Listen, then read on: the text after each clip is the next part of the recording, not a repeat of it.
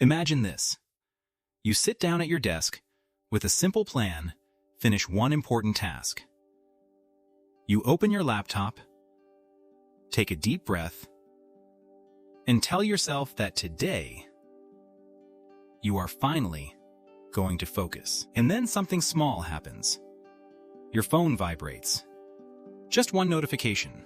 You glance at it for a second, and somehow 20 minutes later, you are watching something completely unrelated, while the task you were supposed to start is still sitting there, untouched. If that feels familiar, you are not alone. And more importantly, you are not lazy.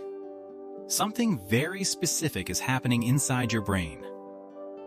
And once you see it clearly, everything starts to make sense. Your brain is not designed to ignore new information. It is designed to chase it. A long time ago, every new signal could mean danger or opportunity.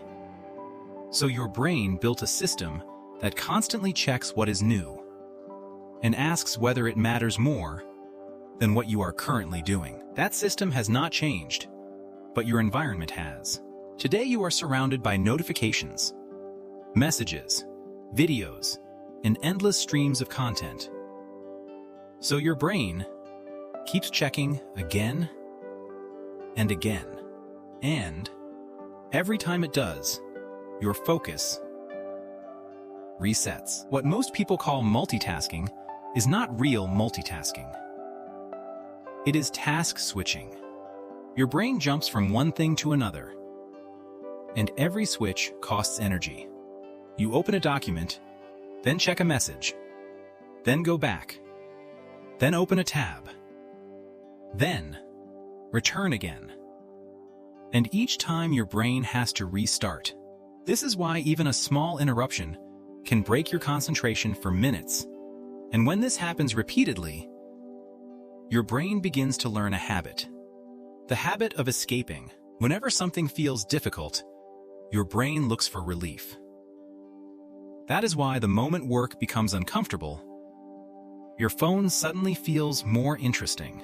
You tell yourself it will only take a second. But in that second, your brain receives a small reward, a hit of dopamine. And that reward teaches your brain something powerful. It teaches your brain that distraction feels good. Over time, this becomes automatic. The problem is not that you lack motivation. The problem is that your brain has been trained to avoid discomfort and chase easy rewards. Now here is where things start to shift. Most people sit down with vague goals like be productive today. But your brain cannot act on something unclear, so it hesitates. And hesitation opens the door to distraction. But when the goal becomes small and specific, everything changes. Instead of finishing an entire project, you simply open the document and write one sentence. Not a perfect sentence, just one sentence. And once you begin, something interesting happens. Resistance drops. Movement starts. One sentence becomes three. Three become a paragraph. And progress begins. Starting is always the hardest part, because your brain fears uncertainty. But once you take action, your brain relaxes. This leads to a deeper truth. Focus is not something you have. It is something you build. You build it through your environment and your system, not through willpower alone. If your phone is within reach, if notifications keep appearing, if your attention is constantly being pulled, you will struggle every day. Not because you are weak, but because you are human. At some point, something important changes. You stop waiting for motivation, and you start protecting your attention.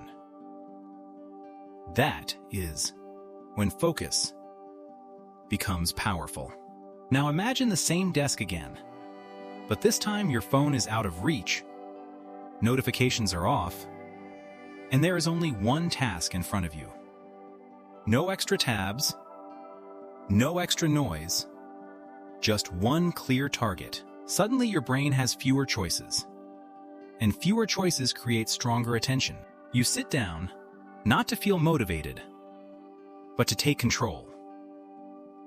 Because motivation is unreliable. Some days you feel sharp, some days you feel slow, but a system works regardless of how you feel. At first, it will feel uncomfortable. Your brain will try to pull you away. It will suggest checking messages, grabbing coffee, doing anything except the real work. That is not failure. That is avoidance. Your brain is trying to escape effort, but instead of fighting it, you simply begin. Not perfectly, just moving forward. And as you continue, the noise in your mind begins to fade. Your attention stabilizes, and slowly you enter a different state.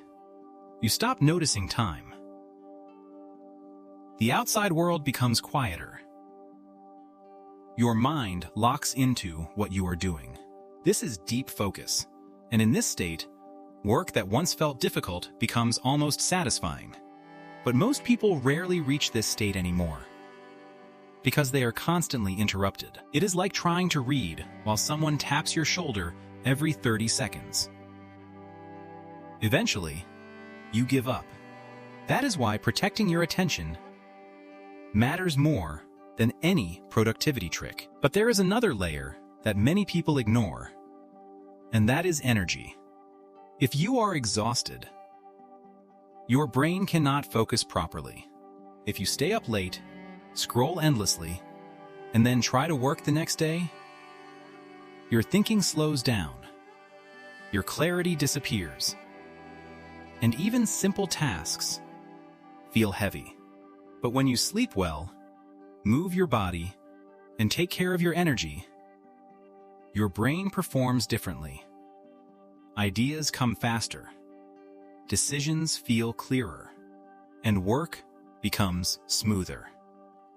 Focus is not just mental, it is biological. Most people are not lazy. They are overloaded. Too many tasks, too many decisions, too many expectations. When everything feels important, your brain becomes overwhelmed, and overwhelm destroys clarity. But when you reduce everything down to one clear step, your brain relaxes. The task feels possible, and once it feels possible, you begin. And when you begin consistently, something powerful starts to grow. Self-trust. Every time you finish something you started, your brain learns that you can rely on yourself. That belief changes everything. Confidence grows, stress decreases, and your goals stop feeling distant. They become real. Something you can actually complete. So ask yourself this: what would your life look like if you simply finished what you started? Not perfectly, not all at once, but consistently, one step at a time. The version of you who does that does not look extraordinary from the outside. They simply sit down and do the work. But inside, they are taking control of their mind. And in a world designed to steal your attention, that might be the most valuable skill you can build. So the next time you sit down to do something important, notice what your brain tries to do. Notice the urge to check your phone, to open another tab, to escape. Then pause, take a breath, and bring your attention back to one thing. Again and again. Because focus is not a talent, it is a practice. A quiet, daily decision to return. If this made you reflect, take a moment and think about what distracts you the most each day. and choose one thing you will finish this week. Start there. And if you want to go deeper into how your mind works and how to build real focus in a distracted world, stay with this journey. Until next time, protect your attention, because your life follows where your mind goes. And this is where things begin to change in a deeper way. Because once you start taking control of your attention, you begin to notice something that most people completely overlook. And that is the fact that distraction is not random at all. It follows patterns. It appears at predictable moments, usually right when things start to feel difficult, right when the task becomes unclear, or right when your brain senses that effort is required. And if you slow down just enough to observe it, you will start to recognize your own pattern clearly. You will see how your mind reacts the moment resistance appears, how quickly it tries to move away, how naturally it reaches for something easier. Maybe you notice that every time you feel stuck, your hand moves toward your phone without thinking. Or maybe you open another tab the moment you are unsure what to do next. Or maybe you suddenly feel the urge to do something small and unimportant, right when the real work begins. And that exact moment, that tiny invisible shift, is where everything changes. Because most people never see it.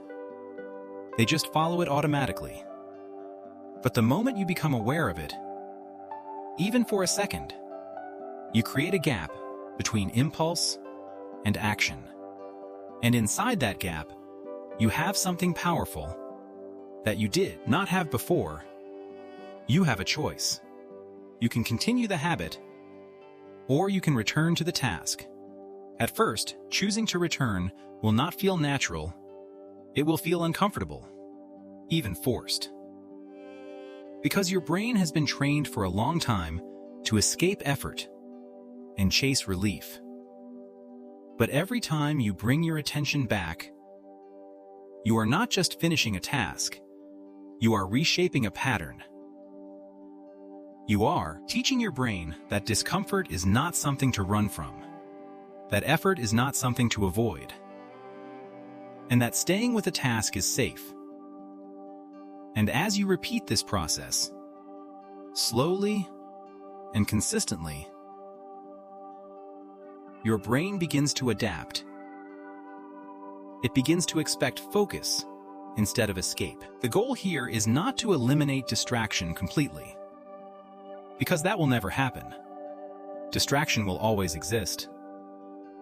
The real goal is to reduce how long it takes for you to come back. Because that is what determines your progress. At the beginning, you might get lost for 20 minutes without realizing it. Then it becomes 10, then 5, then 1. And eventually distraction still shows up, but it no longer takes control of your time. It no longer pulls you away completely. And that is when you start protecting something extremely valuable.